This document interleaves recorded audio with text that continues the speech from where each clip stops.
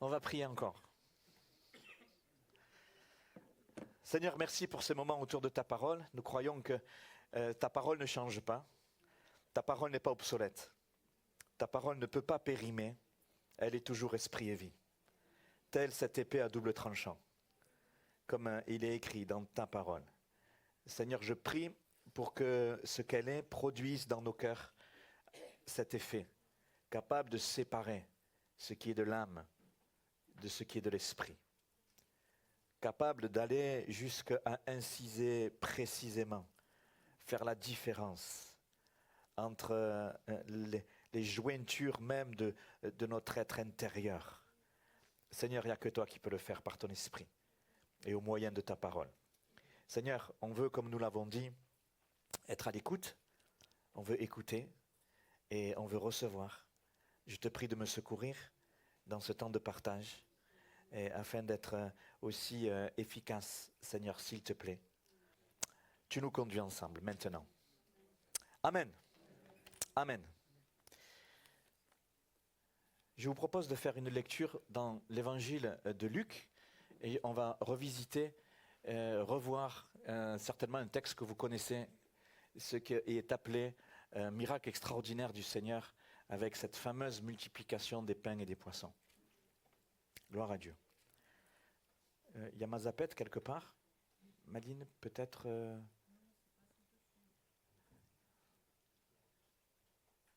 Super, merci à la technique. Ouais, on est en direct, hein, vous avez vu ça? Merci beaucoup, c'est gentil. Voilà, le titre du message va s'afficher devant nous. Il va occuper les quelques moments de partage. Et on va d'abord lire le texte, relire le texte dans Luc. Il est à plusieurs endroits dans les évangiles. Nous trouvons ce miracle raconté par Matthieu, raconté par Marc aussi. Mais je propose de le regarder et de le lire dans Luc. Et le titre de mon message, c'est « Être entre les mains de Jésus ». Waouh! Tout un programme d'être entre les mains de Jésus. Verset 12. On va lire à partir du verset 12 jusqu'au verset 17. Ah, j'ai pas dit 9, pardon. Luc chapitre 9.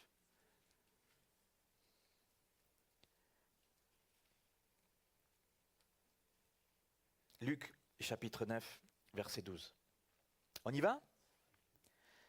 Comme le jour commençait à baisser, les 12 s'approchèrent, les 12 disciples, et ils lui dirent, « Renvoie la foule, afin qu'elle aille dans les villages et dans les campagnes des environs, pour se loger et pour trouver des vivres.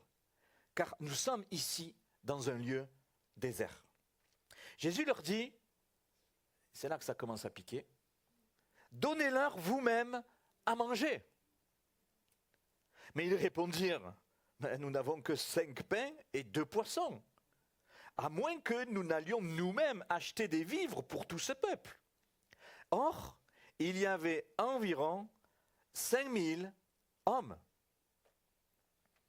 Je vous laisse faire les calculs avec les femmes, les enfants, ce que ça peut représenter comme foule. Quand on pense qu'à Villemur, on est à peu près combien d'habitants? À peu près, hein, entre 6 et 7, hein, je crois. Hein. Donc déjà, rien que la foule qui était là, c'est à peu près la population de Villemur. Que les hommes. Vous multipliez par 2 et si chaque couple a un enfant, à l'époque ils en avaient plus, donc c'est facilement entre 10 et 15 000 personnes. 2 fois la population de Villemur. Et Jésus leur dit, bah allez-y les gars, donnez à manger. On continue la lecture. Jésus dit à ses disciples, faites-les asseoir par rangée de 50. Et ils firent ainsi, et ils les firent tous asseoir. Jésus prit les 5 pains et les 2 poissons, et levant les yeux vers le ciel, il les bénit. Puis il les rompit et il les donna aux disciples, afin qu'ils puissent les distribuer à la foule.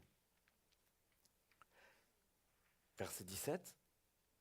Tous mangèrent. C'est écrit comme ça dans votre Bible? Tous mangèrent et furent rassasiés. Vous savez, c'est des petites précisions que j'aime bien. Tous, ok. Mais furent rassasiés. Manger, c'est un fait. Mais rassasié, je ne veux croiser le regard de personne au milieu de nous, parce que il n'y a pas la même mesure chez tout le monde de satiété. Hein. Il y a au milieu de nous des moineaux, 2 petits haricots verts, mais d'autres c'est 3 plats de couscous pour arriver à être rassasiés. Mais là c'est écrit « tous furent rassasiés ». Donc ça veut dire que tout le monde était bien, comme on dit, calé. Tous mangèrent et furent rassasiés. Et alors là, c'est le pompon. Et l'on emporta 12 paniers pleins de morceaux qui restaient. Quand le Seigneur fait les choses, il les fait bien. Alléluia. Et être entre les mains de Jésus, et c'est ce que le Seigneur veut produire. On va regarder ce qui va nous occuper ce matin. Avant de revenir sur le texte, je voudrais faire un pont et aller dans Romains chapitre 6. Et on va comprendre qu'est-ce que c'est fondamentalement. Et après, on va rentrer dans le détail par rapport à ce miracle extraordinaire. Mais fondamentalement, qu'est-ce que le Seigneur veut nous dire lorsqu'il parle d'être entre les mains de Jésus? Lorsque la Bible nous parle de ça, et Paul va nous donner cet éclairage. Regardez ce que nous lisons dans Romains, donc chapitre 6, versets 10 et 11. Vous pouvez chercher dans vos Bibles ou lire avec moi. Nous sommes ici et nous lisons. « Car Jésus est mort, et c'est pour le péché qu'il est mort une fois pour toutes. » Une fois pour toutes. Il est revenu à la vie, et c'est pour Dieu qu'il vit. Ainsi vous-même, regardez-vous comme mort au péché, et comme vivant pour Dieu en Jésus-Christ. Regardez-vous, pas le nombril,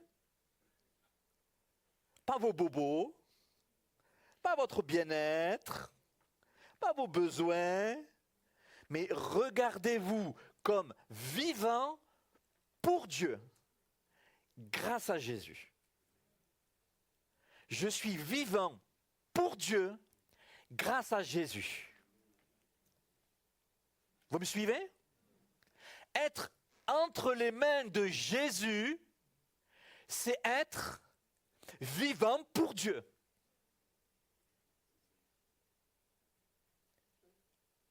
Nous tous qui voulons vivre pour Dieu, ça passe par la case Jésus. Être vivant pour Dieu, ça veut dire accepter de confier ma vie entre les mains de Jésus. Paul le dit comme ça.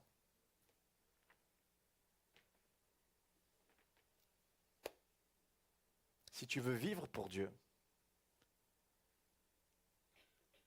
il faut accepter que notre vie, nous puissions la déposer entre les mains de Jésus.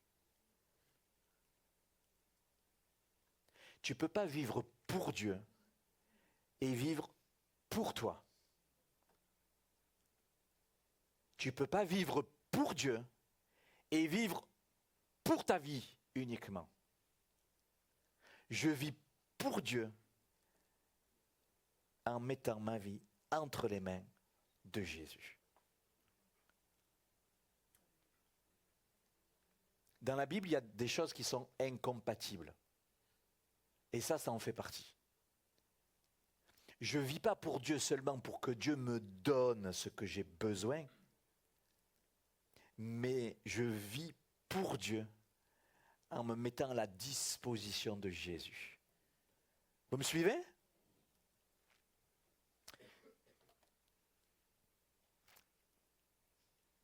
C'est bon? On se rappelle de Pierre, l'un des 12 disciples. Dans ce qu'à un moment donné, il se pose la question, et il pose la question à Jésus. Il lui dit, mais Seigneur, on a tout laissé pour te suivre. Qu'est-ce qui va nous arriver? Vous vous rappelez de ça?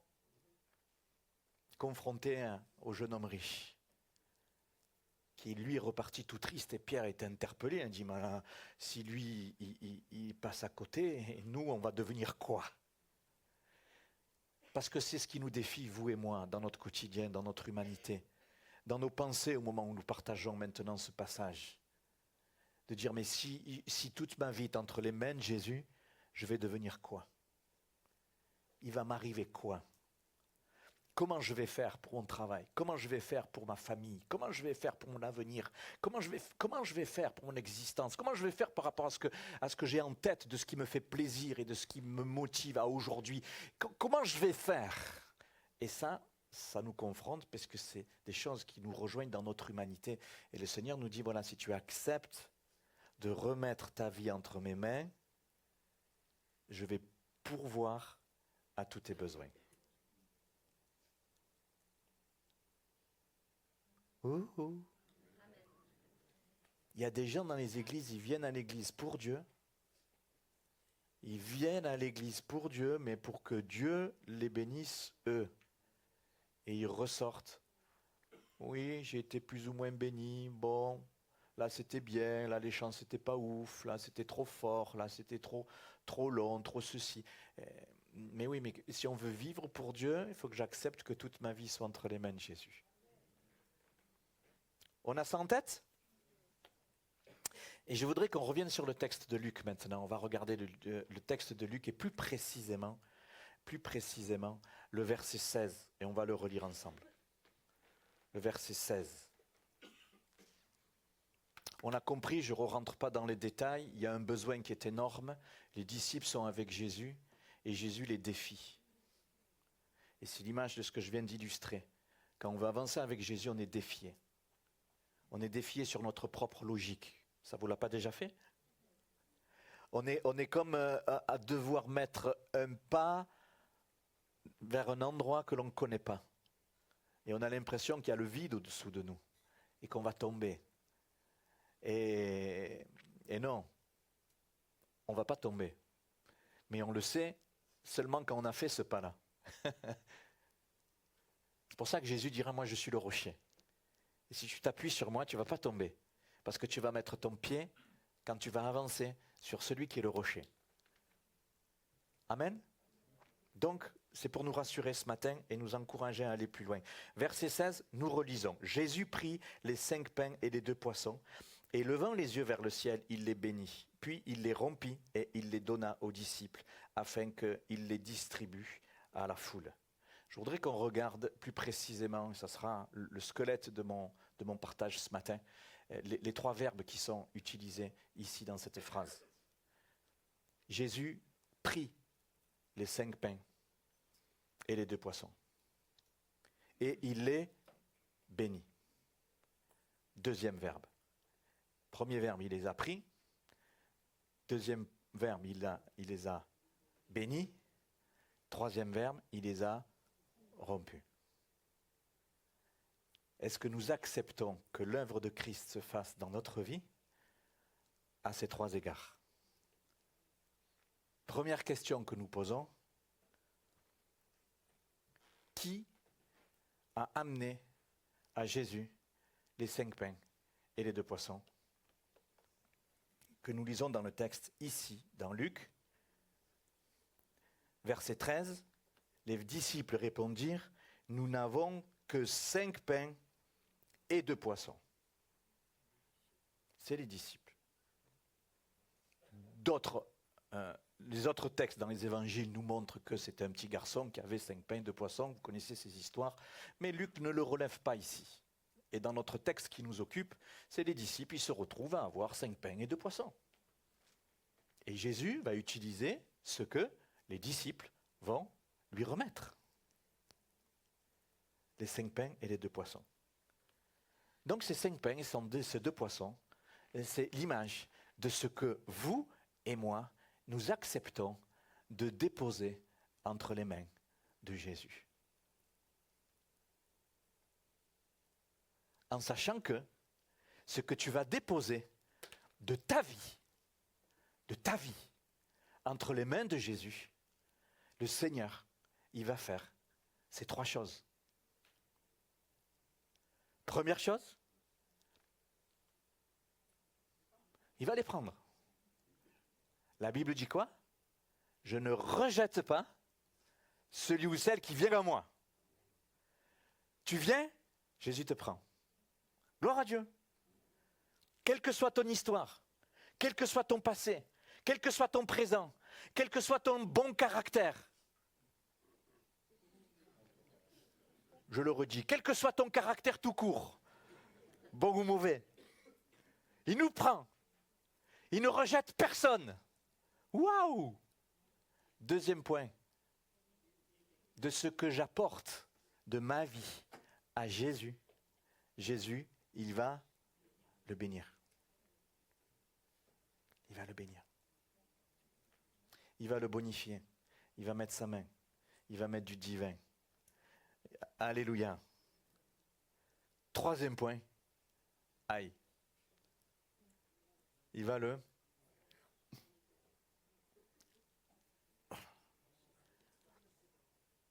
Crac. Il va le rompre. Pourquoi? Pourquoi? Pour la multiplication. Tu veux vivre pour Dieu? Je sais ce qu'il y a dans vos pensées. Seigneur, sers-toi de moi, je veux vivre pour toi. Je crois qu'on a tous fait ce genre de prière, non? Bon, ok.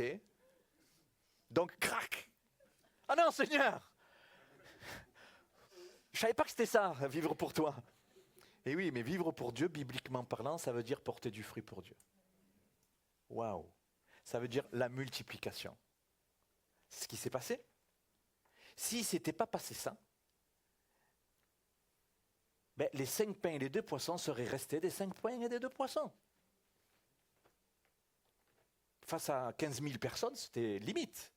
Donc devant l'impossibilité humaine de faire l'œuvre de Dieu, il y a une nécessité absolue pour chacun de nous de comprendre que nous devons rentrer dans des lois et des principes de Dieu. Et les lois et les principes de Dieu, le Seigneur doit prendre ta vie, il doit être libre de le faire.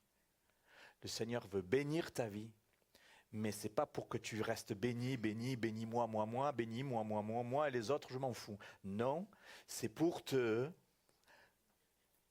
rompre, dans le sens que des choses qui amènent des blocages dans ta vie, le Seigneur veut les enlever, c'est ça que ça veut dire rompre, dans un but de bénir, d'amener la multiplication, mais pas pour toi, pour les autres. Et des fois, dans nos églises, eh bien, les gens s'arrêtent au premier aspect. Seigneur, je viens à toi, je sens ta présence, je suis béni, waouh, super. On s'arrête au premier ou aux 2 premiers. Et puis quand le Seigneur il veut commencer à mettre le doigt là où ça fait mal, pour rectifier, il dit là, mais là, ici, dans ta mentalité, c'est tordu, il faut que tu redresses. Je vais te changer. Oh, oh. Seigneur, mais moi je t'aime comme ça. Ici, dans ton caractère, c'est tordu. Il faut que je te redresse. Ah. C'est ça être rompu. Mais si nous acceptons cela, parce que je me confie ma vie entre les mains de Jésus, alors le Seigneur va pouvoir se servir de toi de manière extraordinaire. Nous voulons ça? Alors j'ai déjà dit beaucoup de choses. Jésus prend ta vie, comme il a pris les 5 pains et les 2 poissons. Verset 16, Jésus prit les 5 pains et les 2 poissons. Mais pourquoi Jésus a pris les 5 pains et les 2 poissons? Parce que les disciples aidez-moi, les lui ont amenés. Merci. Donc qu'est-ce que ça veut dire? Ça veut dire que le Seigneur ne va pas prendre ta vie si tu ne la lui confies pas. Le Seigneur ne nous violente pas. Les hommes nous violentent. La religion nous violente. Mais le Seigneur te dit, je suis là. Et devant le besoin immense de nourrir les autres, je suis là. On ne peut pas faire l'œuvre sans Jésus. Mais le Seigneur attend que nous venions à lui pour lui amener ce que nous avons, ce que nous sommes. Et c'est pas rien. C'est peu, mais c'est pas rien. C'est précieux. Ces 5 pains et 2 poissons, au vu du besoin, c'est rien, mais aux yeux de Dieu, c'est beaucoup. Comme tu es une personne importante. Comme tu es, le Seigneur mise sur toi. Et le Seigneur s'attend à ce qu'on vienne à lui. Mais il ne prendra pas ce que tu ne lui confies pas.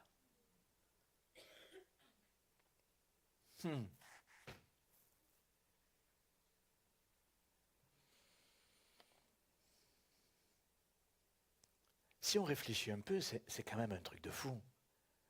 Jésus choisit d'avoir besoin de nous, de ce qu'on va lui apporter pour nourrir les foules.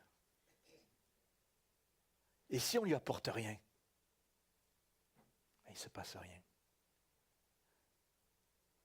Est-ce qu'on peut se dire à nous-mêmes, l'œuvre de Dieu, elle passe en fonction de ce que j'apporte à Dieu? De moi. De moi. C'est ça ce principe qui est important. Notre vie représente ce pain et ce vin. Ce pain et ces poissons, pardon, qui sont là. Résultat, tous mangèrent et furent rassasiés. Alléluia.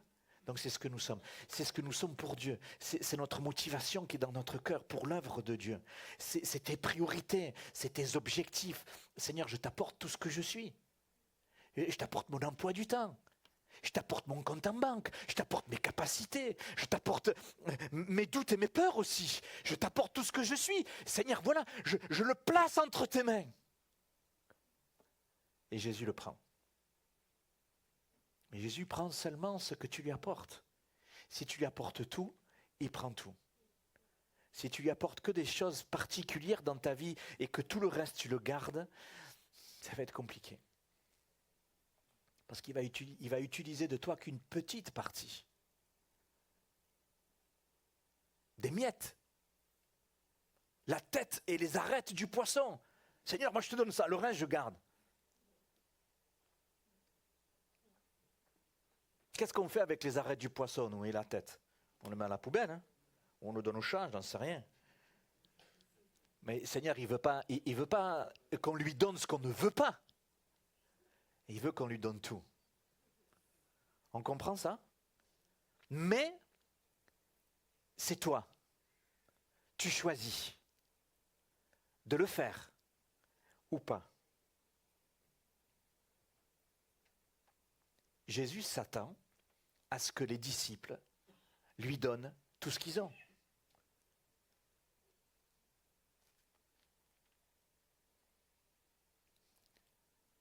Tous mangèrent, furent rassasiés. Jésus prit les 5 pains et les 2 poissons et levant les yeux vers le ciel, il les bénit. Amen. On se rappelle de ça? Seigneur, il ne va pas prendre de force. Il ne va pas te forcer. Mais il veut te toucher, il veut te convaincre, il veut t'encourager. Si tu gardes, ça périclite. Et tu ne réponds pas aux besoins. Amen. On continue? Jésus prend ta vie. Ok, mais pourquoi? Pour la bénir. Jésus prit les 5 pains et les 2 poissons et il les bénit. Oui? Très simple ce matin. Quelque chose qui doit nous encourager fortement. Tout ce que tu vas donner à Jésus, il va le bénir.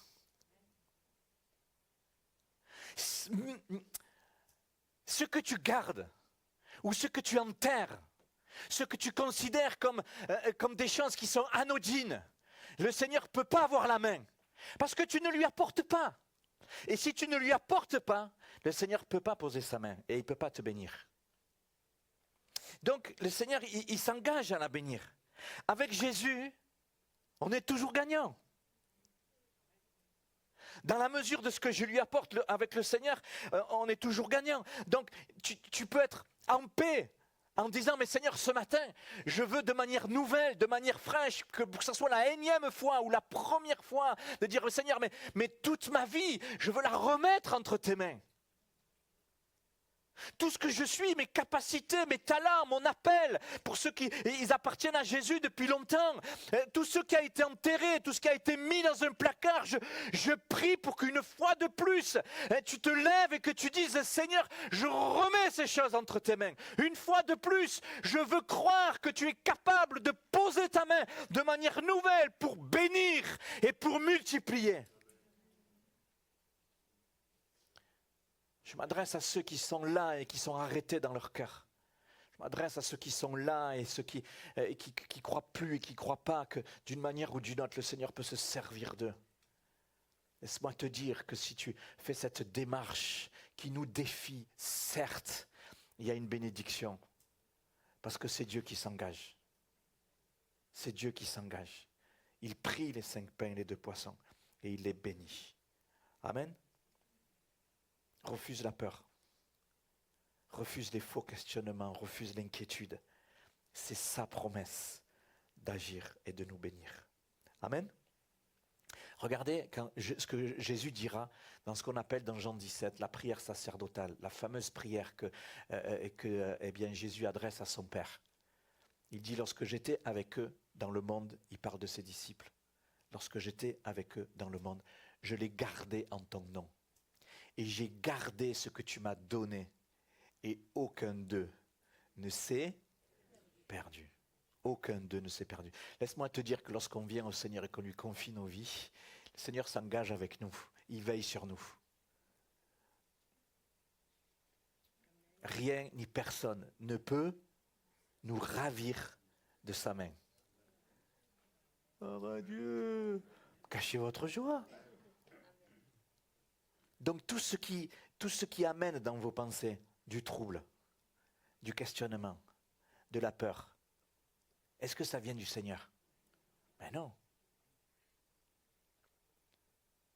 Est-ce que ce n'est pas plutôt contraire à ce que Jésus nous dit? Ben oui.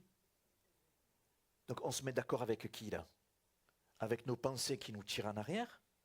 Ou on se met d'accord avec Jésus qui nous dit, si tu viens à moi, je vais te garder? Je vais te protéger, je vais te bénir. Amen. Est-ce que vous croyez que le Jésus ressuscité que nous avons chanté, que nous avons loué, est capable de faire ça pour toi? Donc alors pourquoi en nous il y a de la retenue comme ça?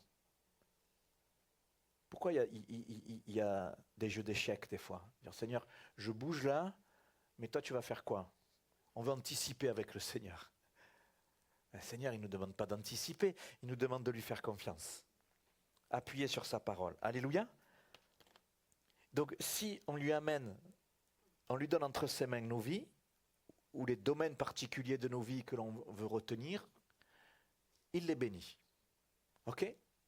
Donc si je pose entre les mains du Seigneur ma vie, ça veut dire quoi? Ça veut dire que ma vie, désormais, elle est à lui. Parce qu'elle est entre ses mains. D'accord? Je lui ai confié. Donc il en est responsable. Vous me suivez? Donc c'est lui qui s'occupe de ma vie. C'est plus tant toi. Bon, bien sûr, on ne fait pas n'importe quoi, on continue à aller travailler le matin, on continue à aller à l'école, etc. On continue à vivre, oui, mais dans le domaine spirituel, celui qui s'occupe désormais de ta vie, c'est Jésus. Je le dis autrement, Jésus est le propriétaire de ta vie. Il en est le responsable. Il est responsable de ce que nous lui confions. D'accord? Donc nos soussailles. Tranquille. Tout ce que je vais donner au Seigneur, tout ce que je vais lui confier de ma vie, il va s'en occuper. Et il va le faire fructifier. Il faut être fou pour dire, Seigneur, non, ça je garde, ça aussi, je te donne ça, Seigneur. Eh non. Si on est sûr d'être béni, sûr d'être protégé, sûr d'être conduit, alléluia, je lui donne tout. Même mes peurs, même mes appréhensions, même mes doutes, même mes incapacités. Alléluia. Il y a des bénédictions particulières pour ceux et celles qui confient leur vie au Seigneur, qui les mettent entre les mains du Seigneur.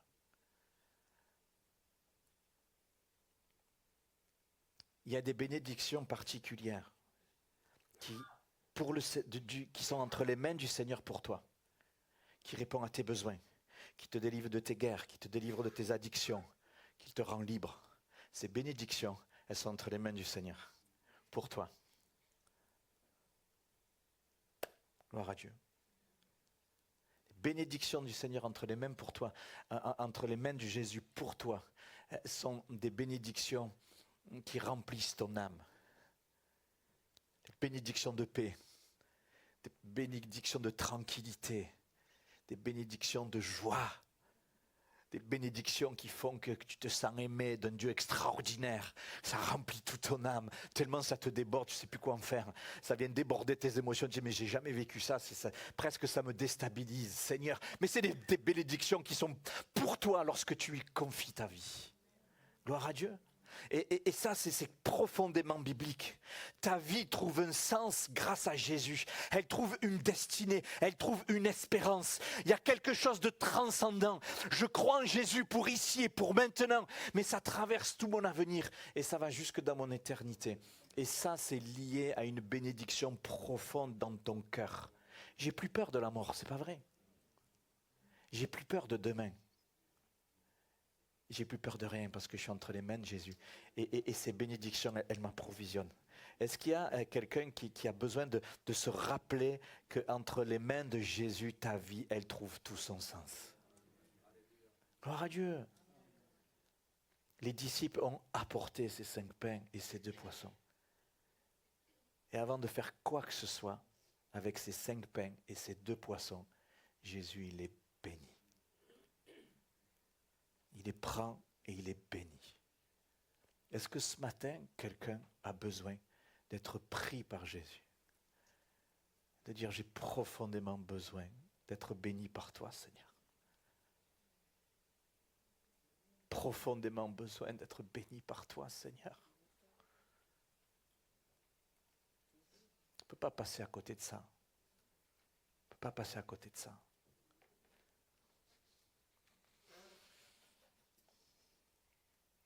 Dans cette bénédiction, il y a une forme de libération, une forme de sens à notre vie, un sens d'épanouissement à notre âme, à notre être intérieur. Je sais pourquoi je suis là, sur cette terre. Je sais pourquoi. Quel que soit mon héritage familial, quelles que soient les blessures liées à ma vie, Seigneur, en toi, tout cela est secondaire et je trouve un sens à ma vie. Alléluia. Ce sens à notre vie, c'est je reçois, je suis béni. Mais le but, c'est quoi? C'est de bénir les autres. C'est de bénir les autres. Et Jésus nous prend et il brise tout ce qui nous empêche de recevoir de lui. Il ne te détruit pas. Dans le mot briser, c'est une connotation négative, mais on doit comprendre. Le Seigneur, il ne te détruit pas, il n'a jamais voulu nous détruire. Sinon, ça serait fait depuis longtemps. Mais il défait en nous ce qui bloque la bénédiction. Il le casse, il le détruit. Pour qu'il ait la main libre pour nous bénir grandement. On comprend ça?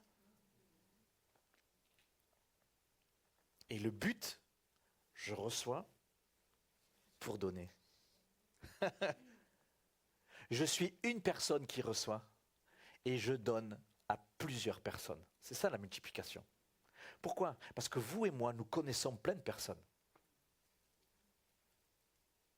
Les voisins, les amis de travail, la famille. On connaît plein de personnes. Amusez-vous à répertorier un jour que vous n'arrivez pas à dormir, ou alors au lieu de faire la sieste, vous comptez, vous réfléchissez le nombre de personnes que vous connaissez. Et le Seigneur veut tellement te bénir qu'il va t'utiliser pour bénir tous ces gens-là. C'est ça la bénédiction. Et tous furent rassasiés. Est-ce qu'on comprend ça? C'est l'œuvre de Christ, c'est l'évangile, c'est un truc de malade. Est-ce que vous et moi, plus que jamais, on veut se laisser être se placer entre les mains de Jésus?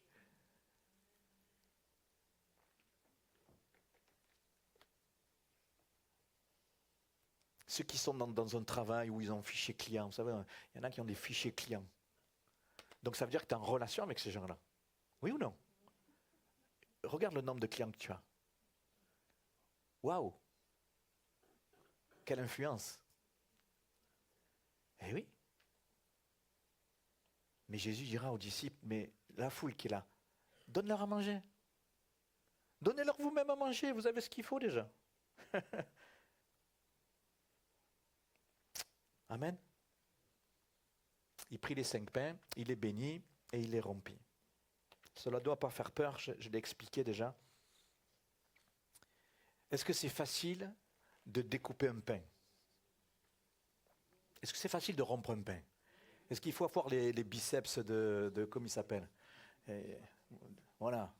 Est-ce qu'il faut faire de la muscu pour être capable de casser un pain, de rompre un pain? Les enfants, quand c'est midi moins le quart, les petits bonhommes de 5 ans, je te garantis qu'ils arrivent à rompre le pain. Quand ils ont faim, le plus faible d'entre nous est capable de rompre le pain. Si le pain et les poissons, c'est l'image de ce que nous sommes, est-ce que c'est facile pour Jésus, je transpose, est-ce que c'est facile pour Jésus de rompre ce que nous lui donnons? Est-ce que c'est facile de détriturer les mauvais côtés de notre caractère?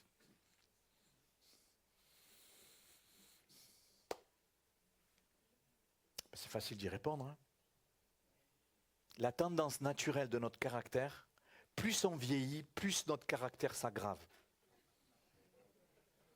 Je n'ai rien contre les cheveux blancs qui sont au milieu de nous.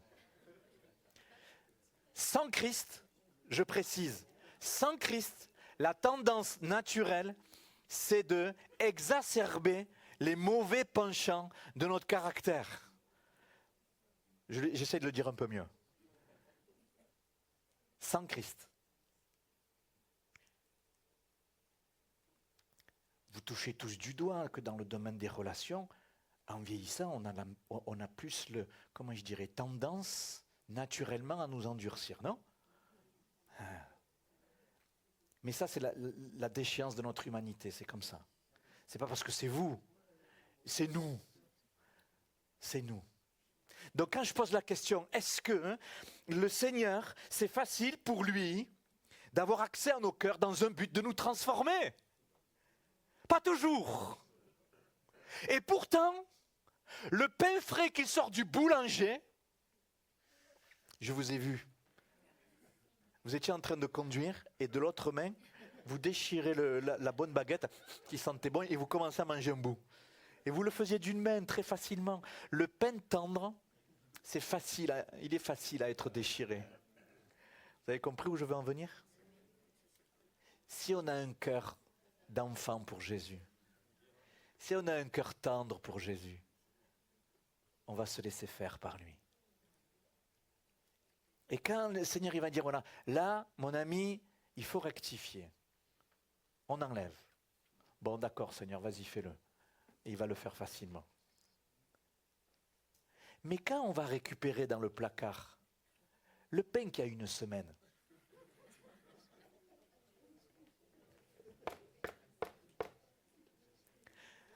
va essayer d'enlever un bout du pain dur du placard avec une main.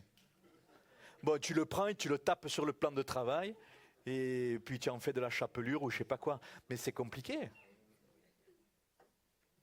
L'autre illustration, il y a quelque chose qui fait qu'un pain frais peut être rapidement dur.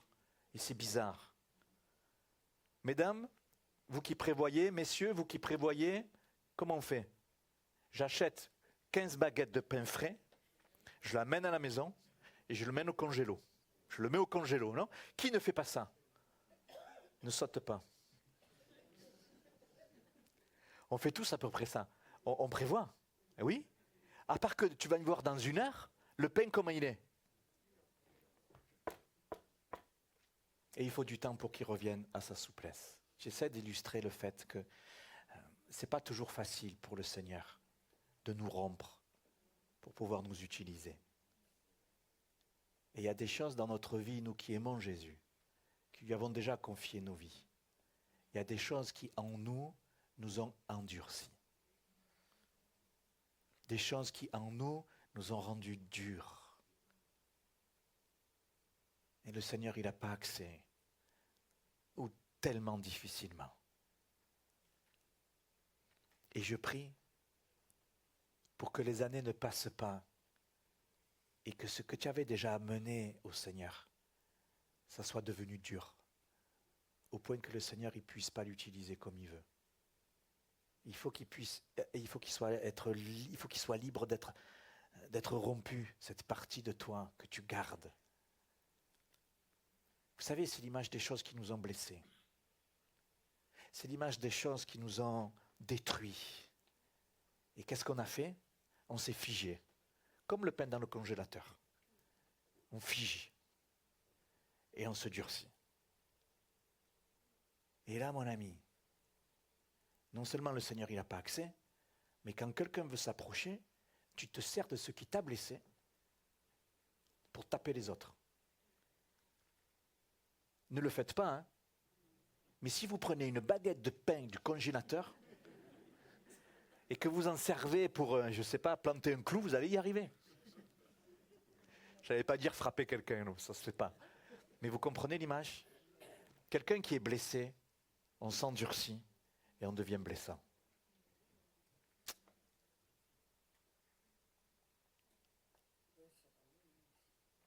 Eh oui, il faut permettre au Seigneur qu'un travail nouveau se fasse pour qu'il y ait à nouveau ce côté, comme ça a été dit un instant, qui nous ramollit.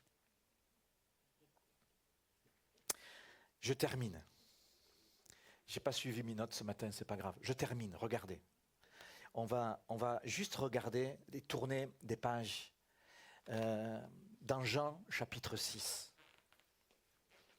Et il va y avoir un éclairage supplémentaire. On va regarder. Puis je termine avec ça. Ça va? Vous êtes toujours avec moi? C'est bon? C'était pas compliqué ce matin.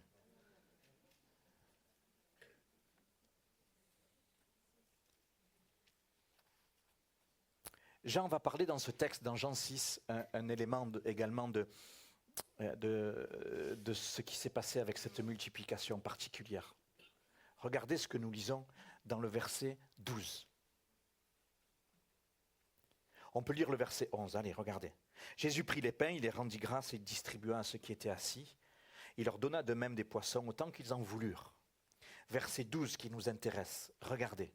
Lorsqu'ils furent rassasiés, il dit à ses disciples, ramassez les morceaux qui restent. Ramassez les morceaux qui restent, afin que rien ne se perde. Ils les ramassèrent donc et ils remplirent 12 paniers, avec les morceaux qui restèrent, des 5 pains, et après que tous eurent mangé. Qu'est-ce que Jean nous donne comme information supplémentaire? Dans notre texte de Luc, c'est juste écrit, ils ont tous mangé, ils ont été rassasiés et ils ont rempli des paniers en plus. Oui? Mais Jean nous donne une information particulière supplémentaire. Quelle est-elle cette information? Ils remplirent pareil des paniers en plus, mais qu'est-ce qu'ils font? Ils répondent à l'ordre de Jésus. Et il dit quoi? Ramassez les morceaux. Pourquoi? Mais pourquoi il demande de ramasser les morceaux? Comment ça se fait qu'il demande de ramasser les morceaux? Parce qu'il en reste, mais il les ramasse d'où? Par terre. On ramasse quelque chose de par terre, les amis. On essaye encore une fois de s'imaginer que chacun de nous, on est dans la foule. On vient, il y a la profusion entre les pains et les poissons. Chacun mange, on prend du pain, on mange. Mais en mangeant, il y a du monde, et c'est les enfants aussi qui mangent. Ils en mettent autant dans la bouche que par terre. Bon, pas nos enfants ici, hein, ailleurs. Tellement que quand la foule elle est repue, elle rentre chez elle tranquille. Donc tout le monde a vécu un miracle. Waouh! Et puis les disciples sont prêts à partir et le Seigneur dit hop, hop, hop les gars, attendez, 2 minutes. Regardez tout ce qu'il y a par terre. Ramassez.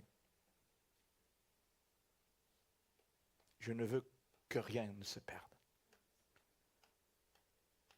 Et ce qu'on croyait perdu, ça représente 12 paniers. Est-ce que vous comprenez ce que j'essaye de vous dire, de mettre en lumière en ce point? C'est un principe très fort et très important.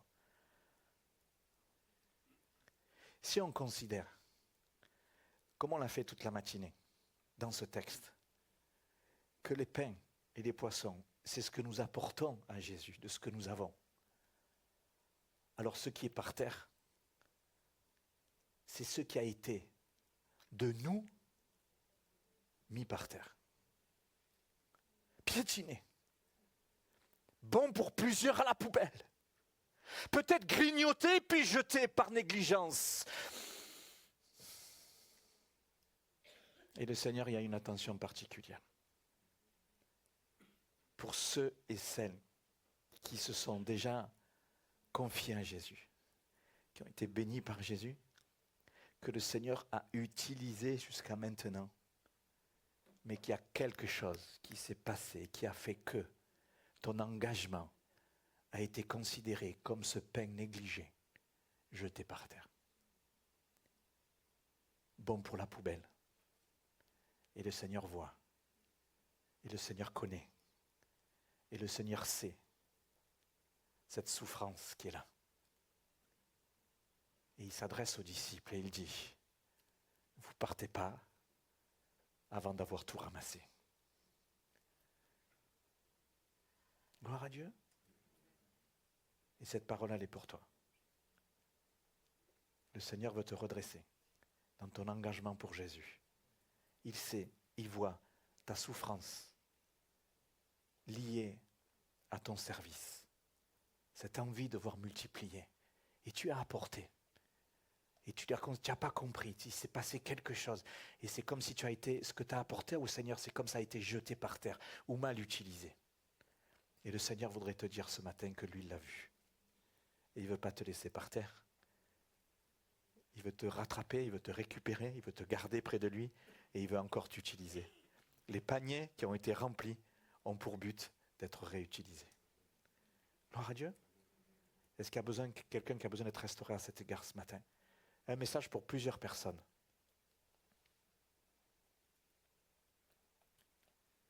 On peut prier ?